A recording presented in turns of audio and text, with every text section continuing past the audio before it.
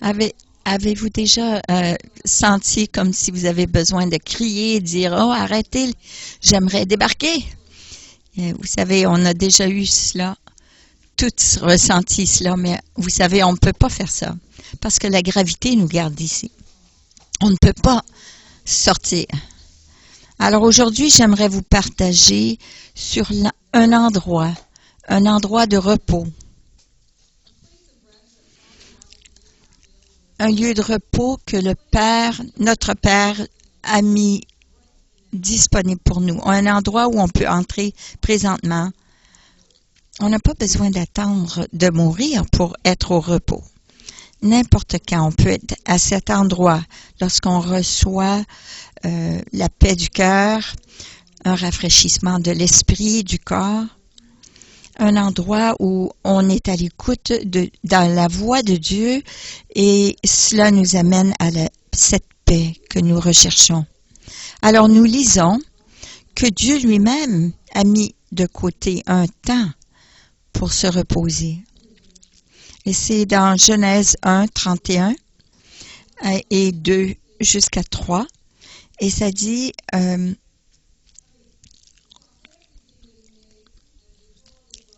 Et Dieu a vu que tout ce qu'il avait fait, il l'avait bien fait. C'était très bien fait. Et au 7e jour, il a arrêté son travail et il s'est reposé. Et Dieu a béni le 7e jour. Il l'a sanctifié parce que dans ce jour, il s'est reposé de toute son œuvre que Dieu avait créée et avait fait. Alors Dieu avait placé un repos même en lui-même. Il l'a sanctifié, il l'a mis de côté de cette création. Pourquoi est-ce qu'il a fait cela? Parce qu'il a vu et il savait que tout ce qu'il avait fait était très bon. C'était parfait. Il n'y avait aucun besoin de changer quoi que ce soit.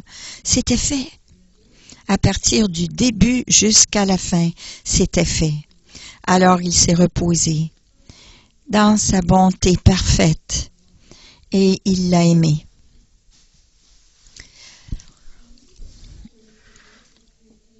Alors on voit aussi dans Genèse 3, 8 comment la présence de Dieu est venue en communion avec Adam et Ève, mais au frais du jour. Et ils ont communié ensemble, ils ont partagé, ils ont eu une relation intime. Alors, qu'est-ce que ce sens d'une intimité veut dire? J'aimerais citer Jack Frost dans son livre qu'il dit l'accolade du Père, ça veut dire de regarder en moi. En moi, tu regardes. Tu me connais, tu connais mes paroles, mes pensées les plus profondes, les plus intimes. Je suis connu de toi. C'est ce que j'aime. Et vous savez ce que je n'aime pas. Et vous savez les raisons pourquoi. Alors je suis connu de toi. Et tu es connu de moi. Alors notre Père a créé une atmosphère. Et dans cette atmosphère, il y a la sécurité, un endroit d'acceptation,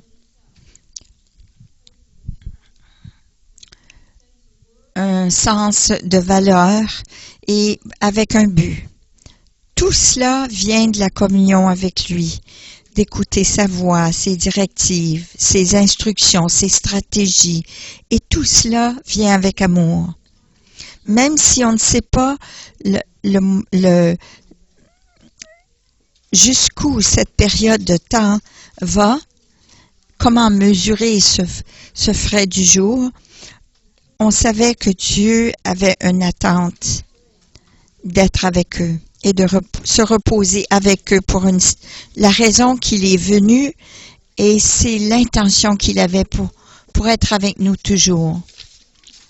C'est intéressant qu'en hébreu, ça dit que au frais du jour, le beau c'est roi.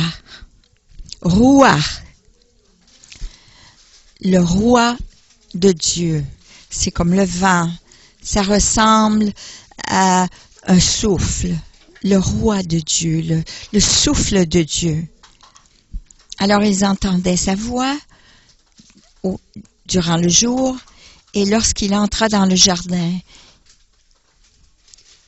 il leur a fait sentir sa présence à la fraîcheur du jour. Je trouve ça intéressant. Mais comme le monde tourne, le péché entre et la mort spirituelle arrive. Il n'y a plus de connexion avec Dieu. Le péché est en voie d'arriver. Mais Dieu, son amour nous pousse à désirer son peuple, et cela est plus fort que la mort. Il continue de nous attirer à lui-même, car il a fait le chemin. Il a tracé ce chemin. Il nous a toujours guidés, mais sur son chemin. Et ce chemin nous ramène à l'intimité avec lui.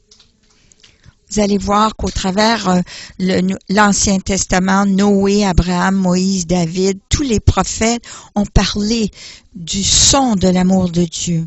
Le Père nous a toujours appelés sa création bien-aimée. Même là, dans cette place, cet endroit de sécurité avec lui. C'est intéressant de noter que le nom Noé veut dire une place de repos. Là où sa famille et lui étaient en repos, dans les soins de Dieu, dans cet arc durant le fleuve, ce déluge. Je ne peux pas m'imaginer comment c'était d'entendre les cris des gens qui n'ont pas entendu la voix de Dieu, qui se sont détournés à cause de leurs péchés. Mais là, maintenant, ils entendent avec force cette tempête violente et les vagues qui frappaient contre l'arche. Juste cela a dû être étourdissant. Mais cet endroit de repos, par la main de Dieu, dans cette sûreté, cette sécurité, dans le rocher de cette montagne. Et comme le monde continue de tourner, notre Père, son amour, désire une relation avec sa création. Il veut établir encore une fois un tabernacle, un endroit où demeurer. Et au début, c'était l'arche de Noé, l'arche de l'Alliance qui reposait. Cet endroit où Dieu reposait, et il parlait aussi avec son peuple. Et la communion, encore une fois, serait allumée. Mais cette fois-ci avec une création qui était déchue. Et le sang des animaux sacrifiés était requis. Mais ça, c'était un nombre des choses à venir. Précurseur. C'est un signe précurseur de cette place de repos, sans mur et sans sacrifice. Alors même les maisons de Dieu, les tentes, les temples et les églises ne sont pas faits pour être un endroit de repos. Mais Dieu dit, le ciel est mon trône et la terre est mon marchepied. Quelle maison allez-vous me bâtir, dit l'Éternel, ou quel sera mon endroit de repos? Dans Actes 7, 49. Mais dans le dictionnaire grec de Strong, ça dit ceci. Katapausis, c'est le mot grec pour repos, qui veut dire de mettre au repos, d'être tranquille, de causer d'être reposé et d'amener près d'un endroit de repos, d'être tranquille, restreint.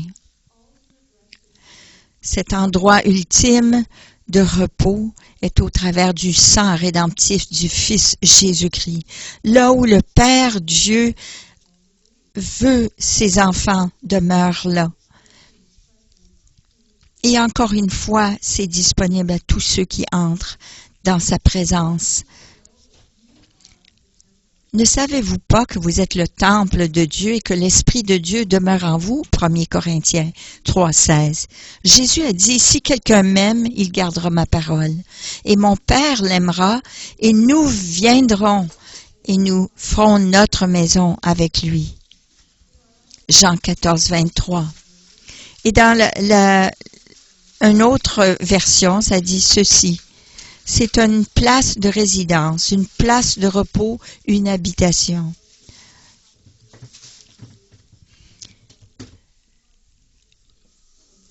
Ça serait bien que notre habitation soit moins encombrée pour que le Père soit entre en vous et moi. Que nous soyons des porteurs d'un Dieu vivant. Et que nous puissions venir nous reposer avec lui, n'importe quand, parce que nous sommes en lui, et en lui est le repos. Jésus est l'accomplissement de cette vraie nature et la plénitude de ce don de repos. Car à travers de lui, nous pouvons venir encore une fois à cet endroit dans le jardin de sécurité, avec un but, une destinée, d'un esprit tranquille et d'un abri pour ceux qui sont en lui et lui en nous. 1 Jean 4, 13 dit, par ceci nous savons que nous demeurons en lui et qu'il est en nous, parce que nous lui avons et il nous a donné de son esprit. Alors nous pouvons choisir d'entrer n'importe quand. Mais vous savez, pour quelle que soit la raison, nous restons au milieu de la tempête, là où il y a des vagues d'attitudes égoïstes. Et pourquoi moi, qui viennent contre nous, ces vents qui mettent de la pression contre nous, ce tonnerre de voix, de stress et de fardeau qui nous garde debout la nuit et qui vient nous donner des maux de tête et des douleurs dans le corps, ça ajoute tout à notre misère. Mais vous savez, on dit toujours, on est correct, on va passer au travers, et encore une fois, parce que on dit, c'est mon bateau dans la vie, c'est ça la vie, il va falloir que je m'accroche et espérer que mon bateau ne coulera pas. Ça me rappelle d'une histoire. Des disciples de Jésus qui étaient dans le bateau en plein milieu de la mer de Galilée. Et là, il y a eu une tempête. Il faut garder en tête que ces hommes étaient des professionnels, des pêcheurs professionnels qui connaissaient la mer et qui avaient déjà vécu des tempêtes dans le passé. Alors, ils étaient bien au courant de cela, mais cette tempête était différente, car soudainement, quelque chose est arrivé qu'ils n'étaient pas prêts à vivre. Alors, vous pouvez voir que sur ce tableau, il y a un artiste, une peinture qui a été faite par Rembrandt. Et autour de la mer de Galilée, il y a des contrastes, des masses d'air qui sont créées, des vents violents. Parce que cette mer n'est pas profonde, elle est seulement que 200 pieds en profondeur. Les vents sont très violents. Ils se fouettent d'un bord et de l'autre. Donc, on risque de renverser le bateau. Mais c'est souvent nos circonstances aussi qu'on est soudainement, on se retrouve en plein milieu d'une tempête.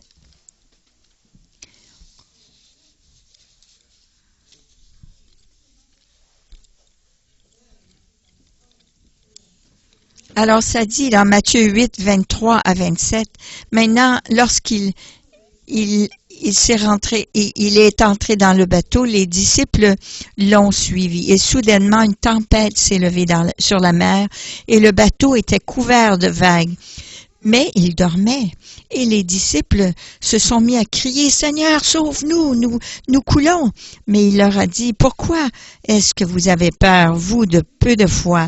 Alors, il reprit le vent et la mer il y a eu un grand calme et les hommes se dirent, « Mais qui est cet homme que même le vent et les vagues l'obéissent? » C'est drôle, n'est-ce pas? Que même après que les disciples aient vu tous ces miracles, même après avoir été avec Jésus pendant quelque temps, ils se posent quand même cette question.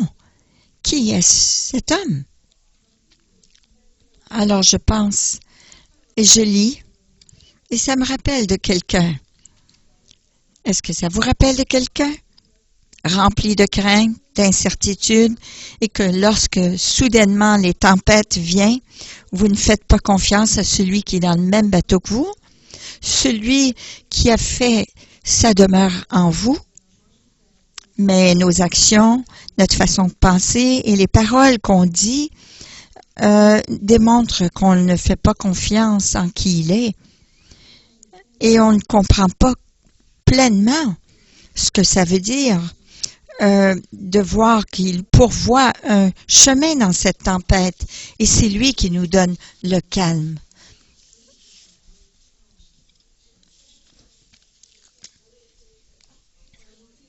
Alors on voit dans ce verset que Jésus se repose. Même dans cette histoire, il dort. Dans une des versions, ça nous dit que sa tête était reposée sur un oreiller. Ça, c'est vraiment du repos dans la tempête. Seulement si on pourrait trouver et être en repos, nous aussi, au milieu de la tempête. Dans le livre de Jacques, ça dit ceci, « Celui qui doute est comme les vagues de la mer, qui est tassé, qui est brassé d'un bord et de l'autre par le vent. » C'est pour cela que Jésus, connaissant notre façon d'être, il dit, « Venez à moi, vous tous qui sont fatigués et qui ont des fardeaux, et je vous donnerai le repos. Prenez sur moi mon joug, car mon joug est doux et mon fardeau est léger. » Matthieu 11, 28 à 30. D'être fatigué. Est-ce qu'on est fatigué? Épuisé des inquiétudes d'hier ajoutées à ceux d'aujourd'hui? Il se peut qu'on ait des fardeaux, des pensées, des fausses responsabilités, même la religion des règlements d'hommes. Il se peut que ça ait été mis sur nous, cette pression de l'homme, la crainte de l'homme. Il est possible qu'on pense à des choses qui ne sont pas de Dieu du tout.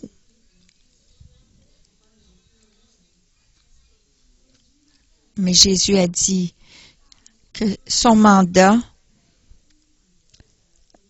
son joug, son fardeau est léger lorsque nous sommes avec lui.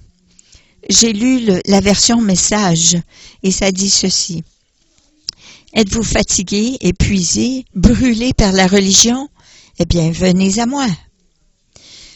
Sortez de là. Venez avec moi, vous allez recouvrir votre vie. Je vais vous montrer comment vraiment vous reposer. Marchez avec moi, travaillez avec moi et regardez ce que je fais. Apprenez le rythme de la grâce. Je ne mettrai rien de pesant sur vous ou quelque chose qui ne vous fait pas, mais gardez-moi compagnie et je vous apprendrai à vivre légèrement et librement. J'aime ça, moi, m'en aller pour quelque temps, des petites vacances, d'aller sur une plage ou à un endroit où je peux m'échapper de tout le travail de tous les jours, les fardeaux, c'est bon, ces vacances. Des vacances comme cela ont une valeur. Ils raniment des relations, ça change la scène, le mal de place, le chaud, la chaleur et le son des vagues, cette petite brise. On n'a pas du tout d'inquiétude car on a tout laissé en arrière. Mais le problème, c'est quand on revient, on reprend ces inquiétudes. Pourquoi? Nous trouvons tout cela comme si notre énergie, c'est toujours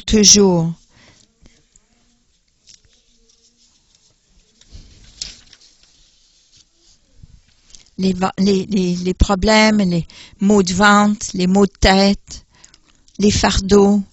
Nous pensons que toute cette énergie que nous dépensons va rendre les choses correctes. Je me rappelle lorsque je me suis mariée, au tout début, c'était un endroit tout spécial et tout nouveau, hein, quand on se marie. Je prenais beaucoup de temps à me reposer? Non. Je travaillais beaucoup.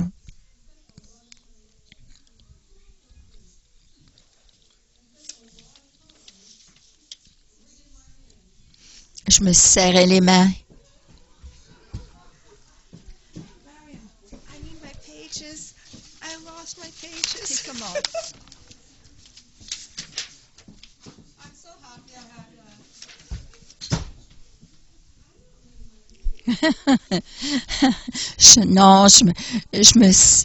Je me serre pas les mains parce que j'ai oublié mes pages. Merci d'être mes amis et de comprendre.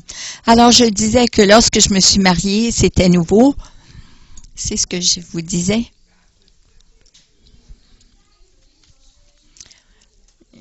C'est avec une nouvelle personne qu'on vit.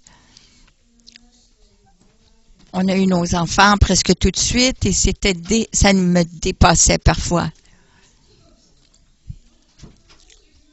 Et je peux me rappeler de faire toutes ces choses. Je tournais dans mon lit et je pensais, qu'est-ce qui allait arriver? Qu'est-ce qui va arriver si ceci ou cela arrive? Au lieu de me reposer et de dire, je sais que Dieu est bon et que Dieu va s'en occuper. Parce qu'il a déjà pris soin de moi auparavant. Alors, il va continuer de prendre soin de moi parce que c'est le genre de Dieu qu'on a. Et j'ai dû réaliser que Jésus n'est pas celui qui nous donne ces fardeaux pesants qu'on supporte pour les autres. Mais c'est qui les répare? C'est qui les prend? C'est nous qui les prenons, non? Ces fardeaux? Jésus n'est pas celui qui met de la pression sur nous à faire des choses ou de prendre responsabilité que lui-même nous a jamais demandé de prendre. C'est nous qui nous imposons ces fardeaux.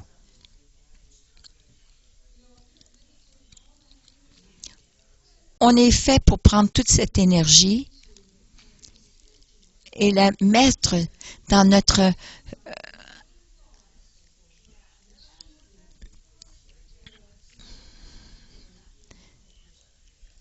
et là où Dieu veut qu'on soit énergisé, c'est d'utiliser cette énergie pour placer tous nos fardeaux entre ses mains.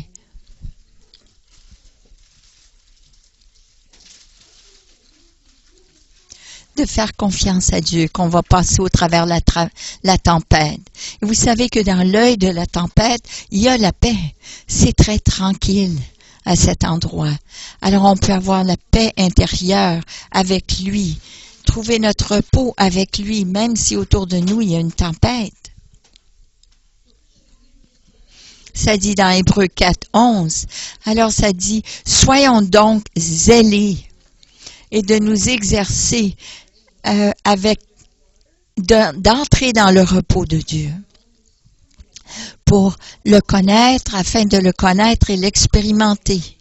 Imaginez-vous, on doit vraiment faire tous nos efforts, toute notre énergie qu'on mettait sur le problème, mais on doit l'amener à la solution, qui est Jésus. Prendre notre force et de focusser sur lui et d'entrer dans le repos. Parce que lui, il a les réponses.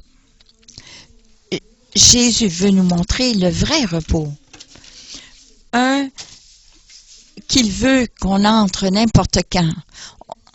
On n'a pas besoin d'attendre que les vols soient les moins chers ou les meilleurs hôtels. Non, il nous demande de venir avec lui, de marcher avec lui. Et de marcher avec lui, ça veut dire d'être d'accord avec lui, de communier avec lui. D'utiliser nos sens spirituels pour être à l'écoute et de regarder, d'apprendre et de faire ce qu'il fait. Car il a les directives, il a les instructions, il a les stratégies que nous avons besoin pour tous les problèmes que nous allons faire face. Alors en retour,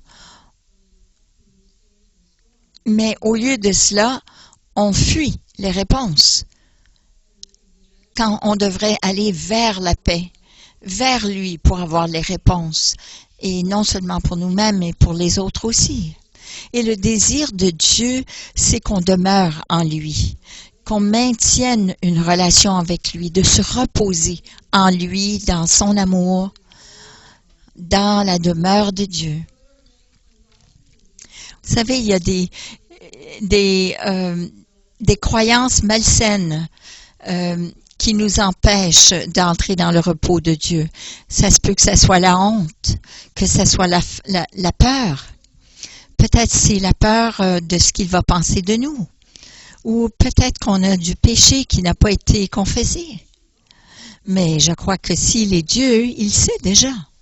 Il est déjà au courant.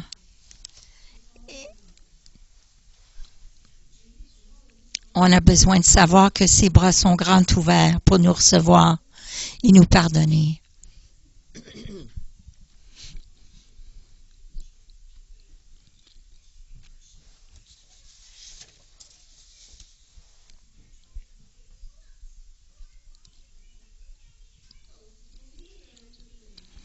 Alors ça dit que les croyants peuvent entrer, nous qui avons cru. Est-ce que vous êtes croyants ici? Il y a des croyants? Amen. Nous qui avons cru et qui avons fait confiance à Dieu, nous entrons dans ce repos. Alors on entre dans ce repos. Nous avons l'habilité d'entrer dans ce repos.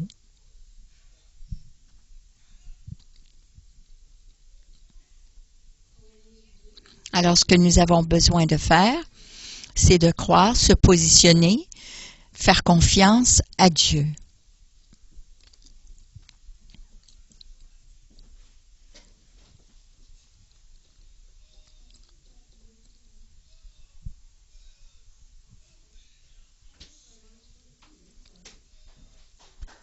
Alors voici ce que je voulais lire.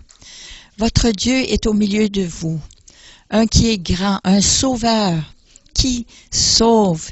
Il se réjouira de vous comme un héros, et il se reposera avec satisfaction, et dans son amour il sera silencieux. Il ne fera pas mention de péché du passé, mais il va se réjouir sur vous et chanter. Ça, c'est quelque chose. Et ça, c'est extraordinaire. Que Dieu nous élève avec un chant. Alors nous sommes satisfaits dans son amour parfait. Il y a de la paix dans son amour parfait pour vous. Il ne demeure pas dans le passé, il ne reconnaît même pas, il ne le mentionne pas que votre péché a déjà existé ou votre passé, parce qu'il l'a jeté dans le fond de la mer, dans le livre de Michée. Imaginez-vous que Dieu se réjouit et il prend grande fierté de vous. Il se glorifie en vous. Il vous élève et il se vante de vous. Pas à cause de ce qu'on a fait, vous et moi, mais à cause de ce que Jésus a fait. Oui. Amen. Alors on croit On commence par croire, on se positionne, on lui fait confiance. Voici Ésaïe 26, ça dit, toi, Dieu, tu le garderas en paix parfaite à celui qui se confie en toi, à celui qui fait confiance. Une autre petite note, c'est la paix shalom. C'est la paix parfaite, c'est la paix prospère, c'est celle de faveur. Et celui de repos, c'est de restaurer au complet. Et le mot repose, qui veut dire soutenir et se reposer en lui. Ça veut dire de soutenir. Et je pense aussi comment Jean, un des disciples, se reposait la tête sur la poitrine de Jésus. Il se reposait sur lui. Il savait où était le repos. Alors qui nous sommes? Comme chrétiens, comme croyants, nous avons le droit d'entrer dans ce repos aujourd'hui. On n'a pas besoin d'attendre qu'on meure, d'entrer dans le repos du sabbat. Nous pouvons avoir ce repos maintenant. Parce que ça dit que le royaume de Dieu est en nous. Dieu a fait le royaume de Dieu en nous. Il est là, présent. On n'a pas besoin de regarder vers le haut ou regarder à l'extérieur. Il est à l'intérieur, en nous. Et ça dit ceci. Et là maintenant, Dieu nous a élevés et nous a fait asseoir avec Christ dans les lieux célestes. En Éphésiens. Ça, c'est extraordinaire. Que Dieu nous a élevés avec Christ et que nous sommes assis avec lui dans les lieux célestes. Ça, c'est notre position.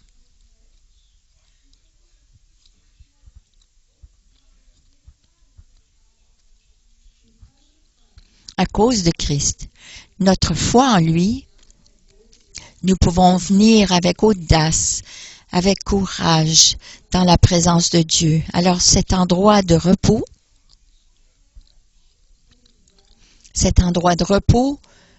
nous ramène comme au jardin d'Éden. Au jardin, mais son jardin, là où il y a rafraîchissement, restauration et revitalisation. Il nous ramène à neuf. C'est le spa de Dieu.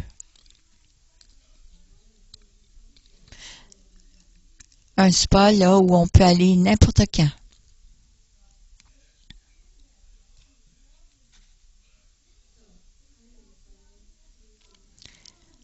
Alors je vais mettre de la musique de spa. C'est une musique de spa, mais qui est inspirée de Dieu, de Joshua Mills. Je vous demanderai de juste de vous mettre à l'arrêt. Alors, qu'est-ce que Jésus nous a demandé de faire? Il a dit, venez avec moi, venez à moi. Venez, prenez un repos avec moi. Venez marcher avec moi, de travailler avec moi, de regarder et de voir qu'est-ce qu'il fait et de le faire, d'apprendre de lui et de garder cette communion avec lui, régulière. Pas juste une fois, mais de communier avec lui. C'est personnel. Regardez en moi. Intimité.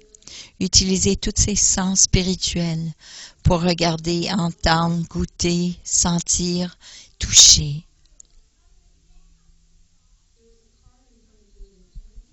Il y a une carte devant vous avec une plume.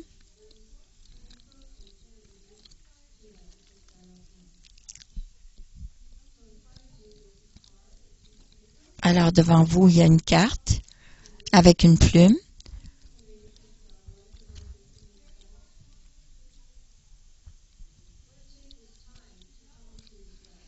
nous allons prendre ce temps pour entrer dans le repos de Dieu.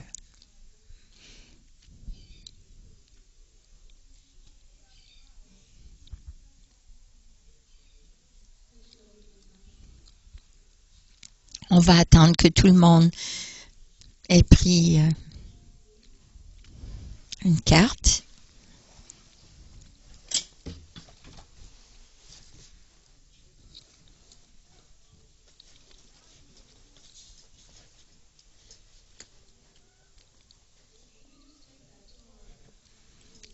Alors, je vous demande de fermer vos yeux et de prendre ce temps avec Dieu, seul avec Dieu. C'est personnel et c'est intime. C'est un temps de laisser Dieu voir et vous donner, voir en vous et vous donner le repos. Vous pouvez utiliser vos sens spirituels.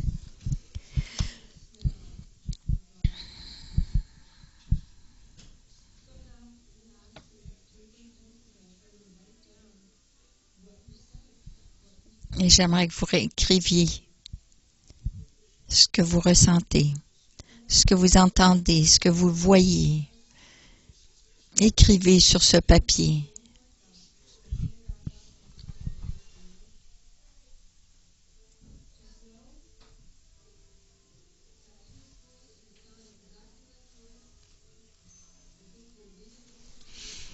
Vous savez, Dieu peut vous parler comme si c'est votre voix.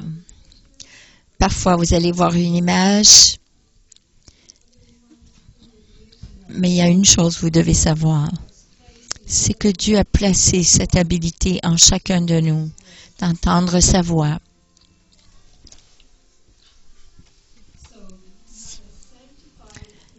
Alors, vous pouvez avoir une imagination sanctifiée.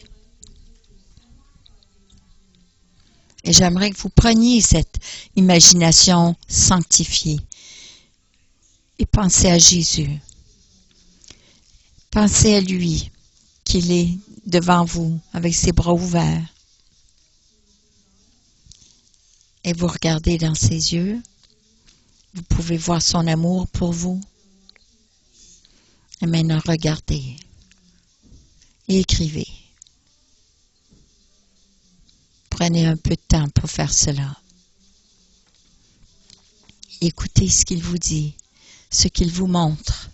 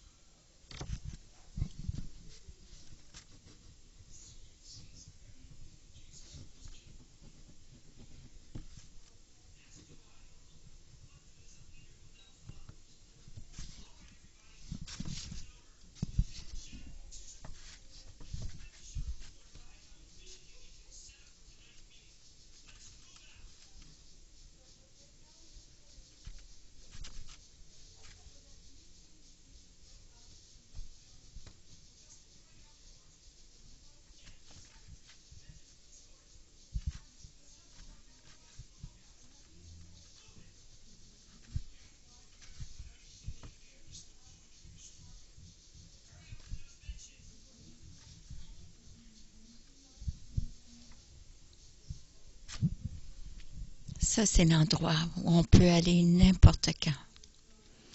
Et soudainement, lorsqu'on vit des choses soudaines, on peut concentrer sur la solution et non les problèmes. Allez là à cet endroit de repos où Dieu peut nous parler, où on peut se reposer dans son esprit.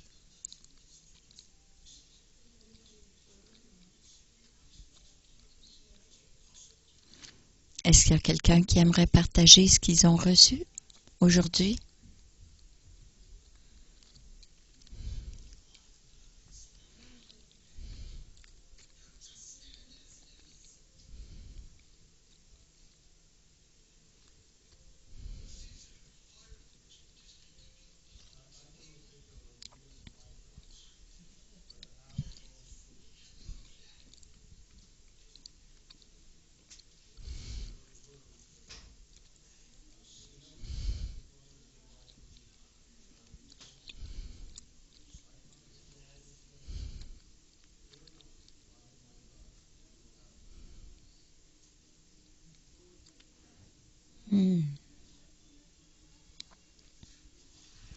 Il a vu une fleur, mais qui attrape les mouches avec une flèche. Il a ressenti l'amour du Père et il a entendu le Père lui dire « N'aie pas peur, tu ne seras jamais piégé lorsque tu me fais confiance et tu demeures en moi. Je suis celui qui te protège, je suis ton bouclier et ta protection. »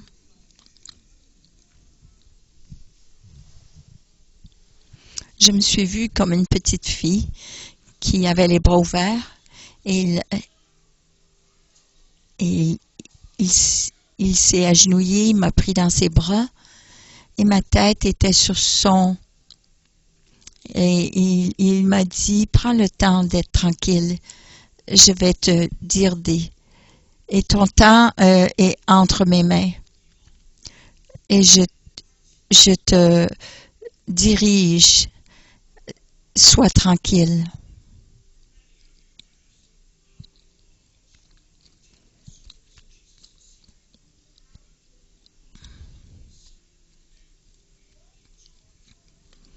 De savoir qu'il est dans tout ce que je fais et d'être tranquille, pas si occupé que j'ai pas d'autres pensées et d'autres choses qui me préoccupent.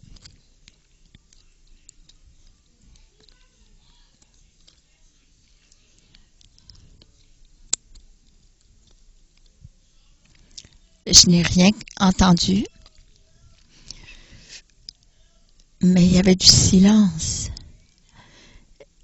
Et au moment que j'ai regardé dans ses yeux, il m'a souri.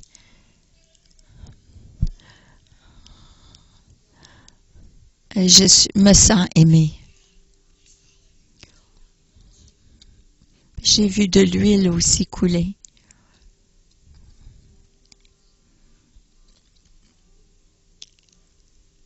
Et mon anxiété est partie.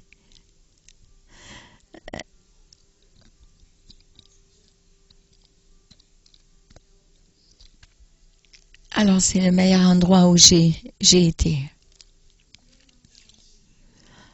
Vous savez, Dieu nous parle de différentes façons, par des symboles, des photos, des images et des mots. C'est pour ça qu'on a besoin d'être alerte, que nos sens spirituels doivent être alertes.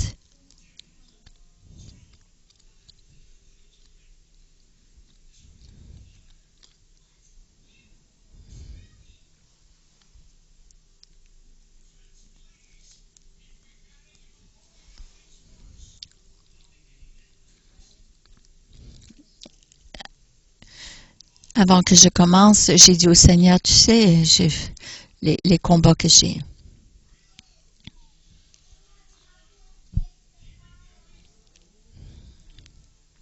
Puis là, j'ai vu une caverne. Il y a une forêt en arrière de la caverne. Et il y avait de l'eau qui coulait. Et je me suis vue. sur le dessus d'une montagne avec quelqu'un. Il était habillé en blanc, une robe blanche. Et lorsque j'ai regardé, j'ai vu des petits enfants qui jouaient dans cette eau. Ils étaient tranquilles, ils jouaient.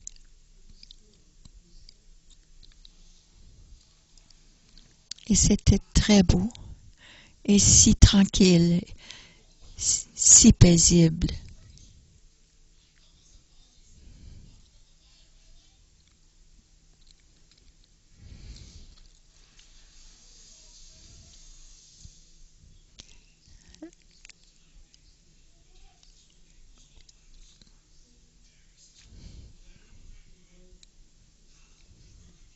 C'est facile de dire faire confiance à la parole,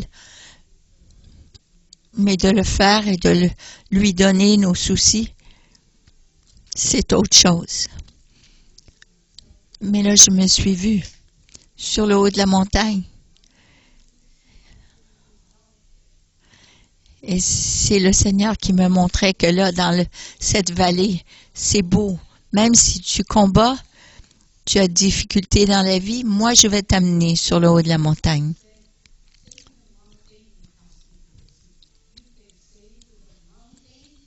Tu peux dire à cette montagne, jette-toi dans la mer. Alors parfois, je me vois comme ça. Je me vois faire face à David, qui est comme David qui fait face à Goliath.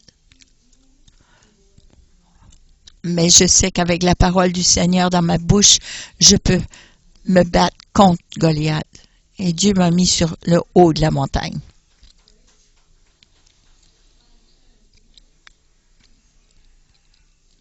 Quelqu'un d'autre?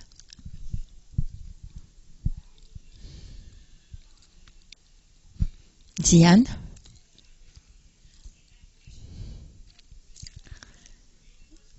Moi, j'ai entendu le Seigneur dire des paroles sur moi qui me disaient, viens plus près de moi. Je suis ton repos, ton assurance, ta paix. Viens festoyer avec moi. Laisse-moi t'aimer et te réconforter.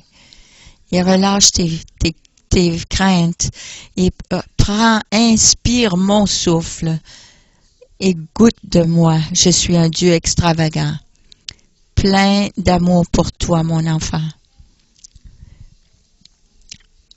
Et j'ai senti le Seigneur me mettre dans le lit quand on les couche le soir et puis on les borde. J'ai senti Dieu faire ça. Comme un enfant qui se fait border dans son lit.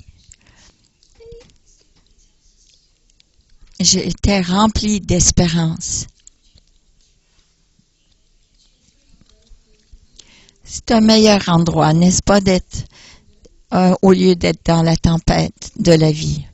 Alors, on peut venir à cet endroit n'importe quand. On peut prendre tous ces efforts, toute cette énergie et se tourner vers Dieu et d'être au repos avec lui. Écouter ses paroles, voir qu'est-ce qu'il fait et toucher, ressentir ce qu'il fait et même ressentir l'atmosphère changer. Amen. Alors, prions. Merci, Père Céleste, parce que tu nous as montré ta miséricorde et ta grâce. Tu nous as montré ton amour. Merci pour ce désir.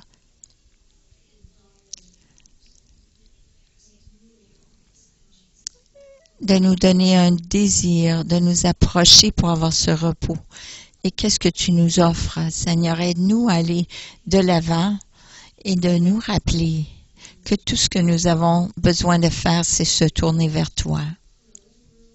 Que ce soit dans notre salon, sur l'autobus, dans le métro, au travail, qu'importe où on a juste à se tourner vers toi et d'entrer dans ton repos. Amen. Amen. Soyez bénis.